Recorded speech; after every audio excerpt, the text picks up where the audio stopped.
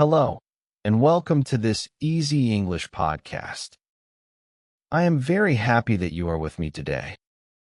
In this podcast, we speak slowly with simple words. So if your English is at a beginner level, this is for you. Today, we are going to talk about a very special day. It is a day full of deep meaning for millions of people in the world.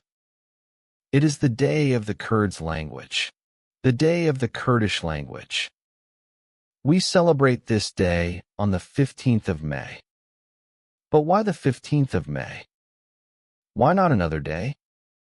Let me tell you the story of this day. But before we talk about Hawar, we must also talk about the things before it. Because history does not always begin with one person, one day, or one event. Before Hawar, for years earlier, something important happened in the Soviet Union.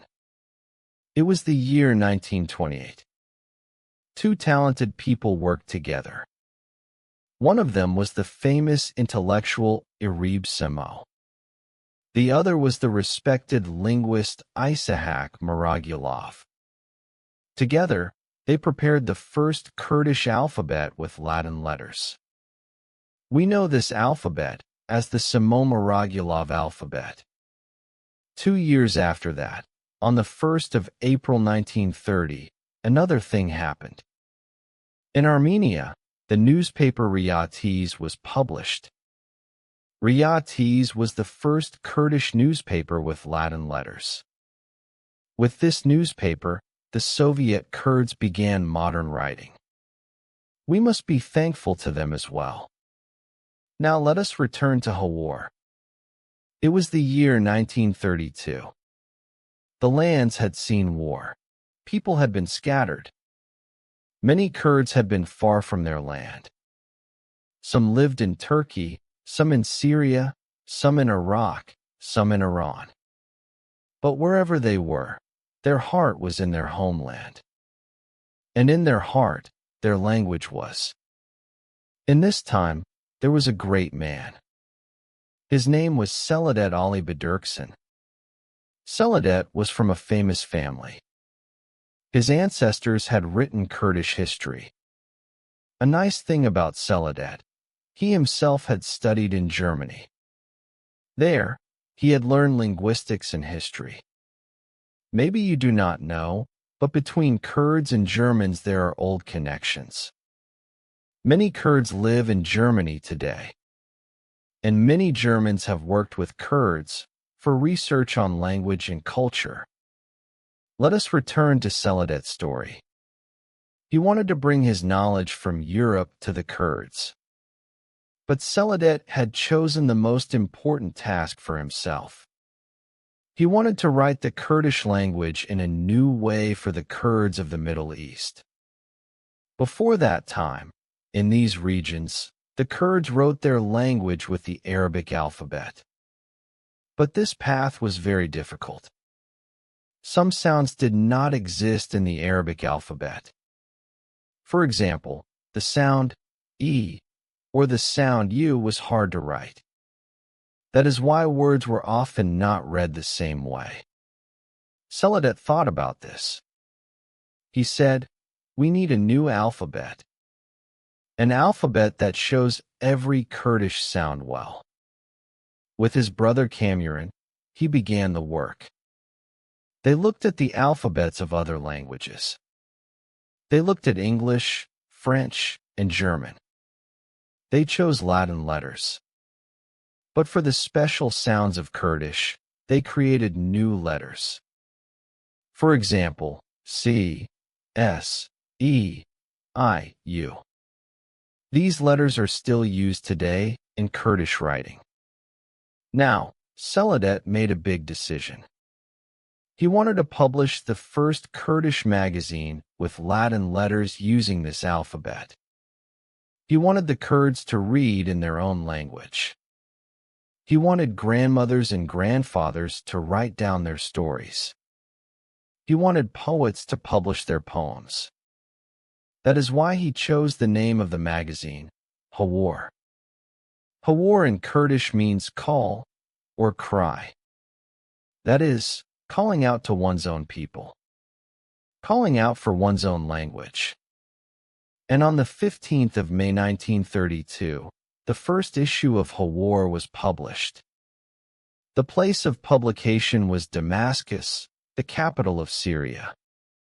At that time, many Kurdish intellectuals lived in Damascus. They had fled from Turkey because of the pressure of the state. Damascus had become their home.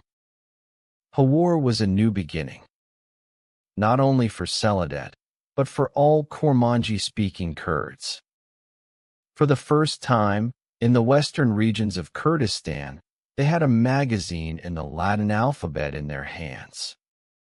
For the first time, they saw that their language could be written in an organized way. For the first time, they believed that this language would survive. That is why we celebrate the 15th of May as the Day of the Kurdish Language. It is not a coincidence. This is the day of the beginning of a new era. Now, let us talk a little about our language. Do you know where the Kurdish language comes from? The Kurdish language is a very old language. It comes from the family of Indo-European languages. This is the largest language family in the world. In this family, there is English, there is French, there is German. But within this family, Kurdish is part of the branch of Iranian languages. That means Kurdish is a sister to Persian, to Balochi, to Pashto. These sisters and brothers have grown up together for hundreds of years. But each one has its own path and its own face. The Kurdish language has three main dialects. First, Kurmancî. This is the largest dialect. In Kurmancî, 40 million people speak. They mostly live in the north of Kurdistan. That is, in Turkey, in Syria, and in some parts of Iraq and Iran. Second, Sorani. In Sorani, about 18 million people speak. They mostly live in the south of Kurdistan. That is, in Iraq and in Iran. Sorani is written with the Arabic alphabet. Third, Zazaki and Gulanê. These dialects are spoken a little less. But each of them is also rich. Zazaki is mostly spoken in Dersim and the surrounding area. Gulanê is spoken in Hawar. Each dialect has its own history, its own literature, and its own sounds. Now, let us talk about a very special tradition. The tradition of the dengbej. Who are the dengbej? The word dengbej is made of two parts. Deng, meaning in physics, is a form of mechanical energy that is produced by the vibration of matter and spreads as waves through air, water, or solid things. Bej, that means the one who says. So dengbej means the one who tells with their voice. Dengbej are the Kurdish storytellers. But they tell in a special way. They sing, they recite, they use their voice like music. For hundreds of years, the Kurdish people had no writing. But there were dengbej. Dengbej passed on the stories of heroes.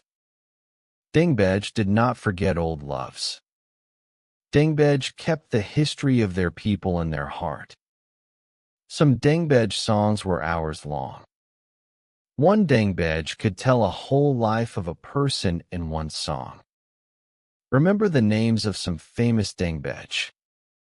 Ivdale Zenaik, Sakaroy Barazi, Karapet Zako, Reso, Saroy Byroy, Mahim Daraif Saziri. They were all great people. They are all our heritage. But our language has not always lived freely. Let me tell you a little history. In the 20th century, many states banned the Kurdish language. In Turkey, Kurdish was banned for years. People could not speak Kurdish in school. People could not give Kurdish names to their children. Kurdish songs were banned. Kurdish books were banned. Sometimes, people went to prison only because they spoke Kurdish. In Syria, the situation was not different. In Iran, too, the state acted harshly against the Kurdish language. Only in some parts of Iraq and in the Soviet Union, Kurdish was a little freer. But at all times, there were many brave voices. Poets wrote in secret. Singers sang in secret. Parents taught their children in secret. Because these people existed, our language did not die. That is also the power of the Kurdish language. Now let us talk about the new times. Today, the situation is a little better. In the region of Kurdistan, Iraq, Kurdish is the official language. Children study in Kurdish at schools. Television, radio, newspapers, they all exist in Kurdish. In Syria, too, in some areas, Kurdish is now being taught. In Turkey, some schools and universities have started Kurdish. But still much work is needed. Still many Kurdish children do not know their mother's language well. There are still many problems. But there is hope, and there is work. Now, let us talk about the diaspora. What is diaspora? Diaspora is used for people who live far from their homeland. Millions of Kurds today live in Europe. In Germany, in Sweden, in France, in the Netherlands. In Britain, in Belgium, in Austria. And in other countries of the world too. For these people, the Kurdish language is very important. But at the same time it is very difficult. Why? Because their children learn the language of the new country at school. They grow up with German, with English, with Swedish. Sometimes they forget their mother's language. Sometimes they are ashamed to speak Kurdish. But there are brave and loyal parents. They speak Kurdish with their children every evening. They tell Kurdish stories. They sing Kurdish songs. They give their language as a great gift to their children. That is why, in the last years, Kurdish schools have opened in Europe. Teachers teach the children. Cultural associations work. Television channels make programs for children. The internet has also helped. Now you can find everything in Kurdish on the internet. Books, songs, films, lessons, podcasts. One of those podcasts is this one that you are listening to now. Now, an important question. Why is language so important? Some people say, language is only a tool. If we can speak well in another language, it is enough. But this is not true.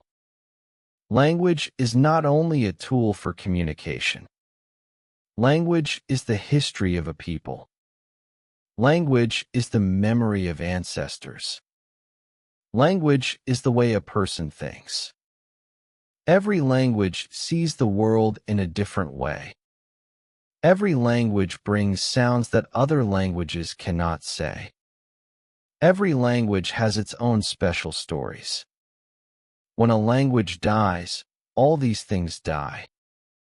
Do you know how many languages die in the world each year? Scientists estimate that every 2 weeks, a language dies.